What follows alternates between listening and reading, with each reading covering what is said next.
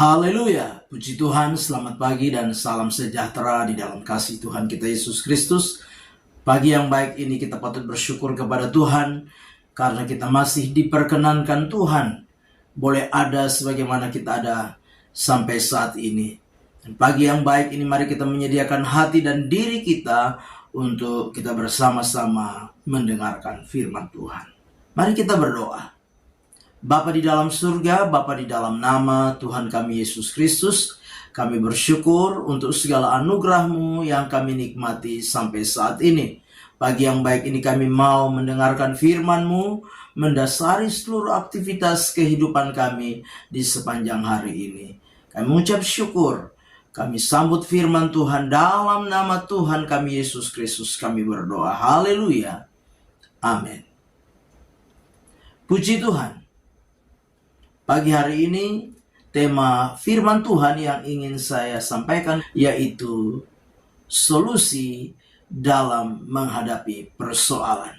Sekali lagi, tema firman Tuhan yaitu solusi dalam menghadapi persoalan. Bapak Ibu jemaat yang kekasih, mari kita memperhatikan firman Tuhan di dalam Yesaya pasal yang ke-40 ayat yang ke-27. Yesaya pasal 40 ayat yang ke-27, demikian firman Tuhan, "Mengapakah engkau berkata demikian, hai Yakub, dan berkata begini, hai Israel, hidupku tersembunyi dari Tuhan, dan hakku tidak diperhatikan Allahku."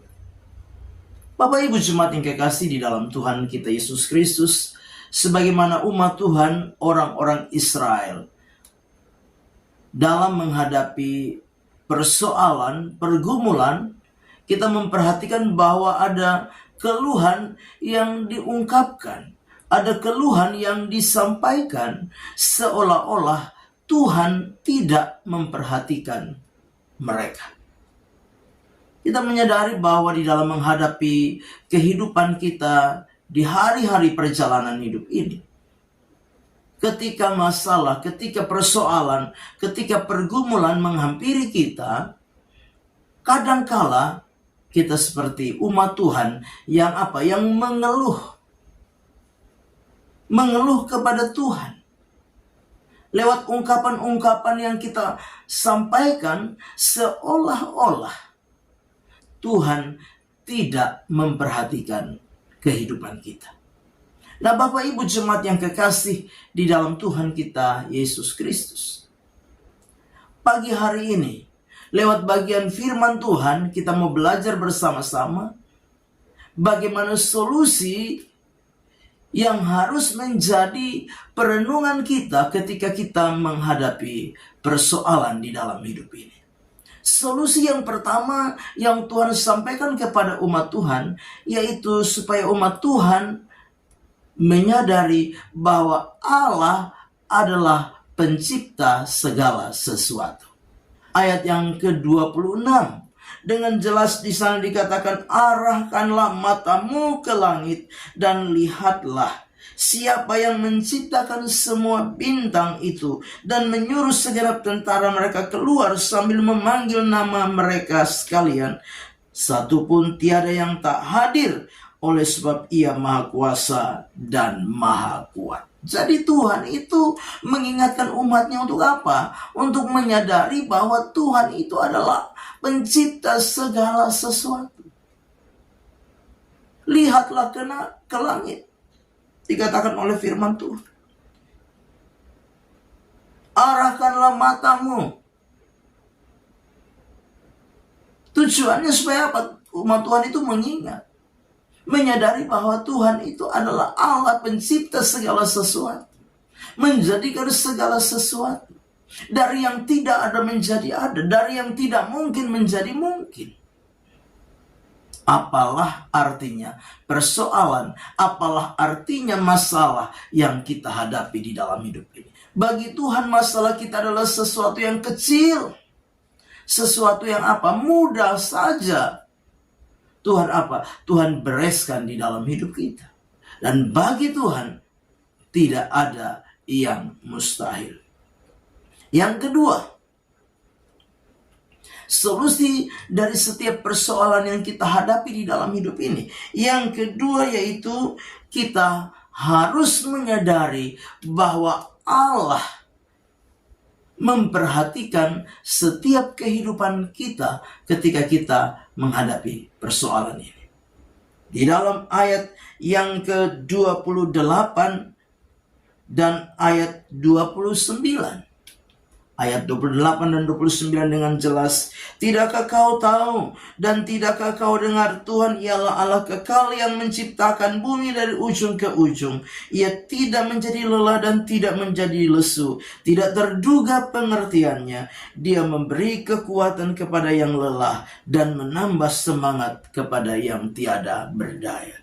Yang kedua solusinya yaitu kita harus menyadari bahwa Allah kita adalah Allah yang apa? Yang memberi kekuatan kepada yang lelah, memberi semangat kepada yang tiada berdaya. Kalau kita ada sampai hari ini, sekalipun ada pergumulan dan masalah yang kita hadapi, ingatlah itu karena apa? Kekuatan yang Tuhan anugerahkan bagi kita. Kekuatan yang Tuhan limpahkan di dalam hidup kita. Bahkan kalau kita masih menjalani hari-hari hidup ini, dengan kadang-kala kita hidup di dalam canda tawa dan sukacita, itu karena apa? Karena Tuhan yang memberi semangat di dalam hidup kita. Masalah mungkin belum selesai, persoalan mungkin belum selesai, tetapi ada apa? Ada kekuatan, ada semangat, ada daya tahan yang Tuhan karuniakan di dalam hidup kita. Yang ketiga, solusi yang ketiga yaitu apa? Yang ketiga, kita harus belajar datang, duduk di bawah kaki Tuhan, menantikan Tuhan di dalam hidup ini.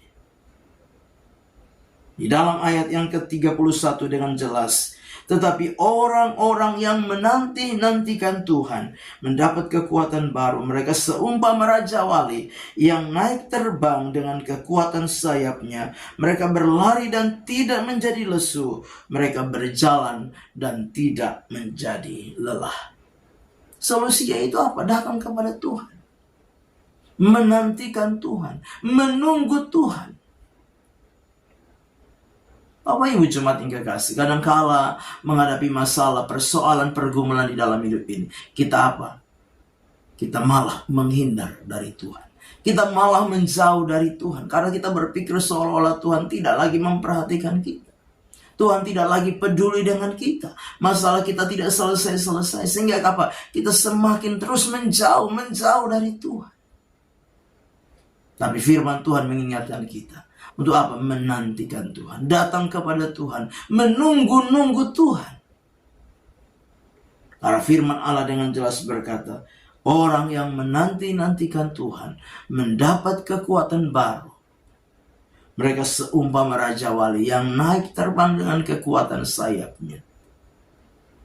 Mereka berlari dan tidak menjadi lesu. Mereka berjalan dan tidak menjadi lelah. Amin. Kita berdoa. Bapa di dalam surga, terima kasih untuk firman Tuhan yang sudah kami dengar pagi hari ini. Biarlah firman itu menjadi rema, menjadi berkat di dalam hidup kami. Kami serahkan seluruh hidup kami, roh, jiwa, dan tubuh kami sepanjang hari ini dalam tangan Tuhan. Kami mau melangkah bersama Tuhan di hari baru ini. Kami mengucap syukur dalam nama Yesus kami berdoa. Haleluya. Amin. Selamat pagi, Tuhan Yesus memberkati.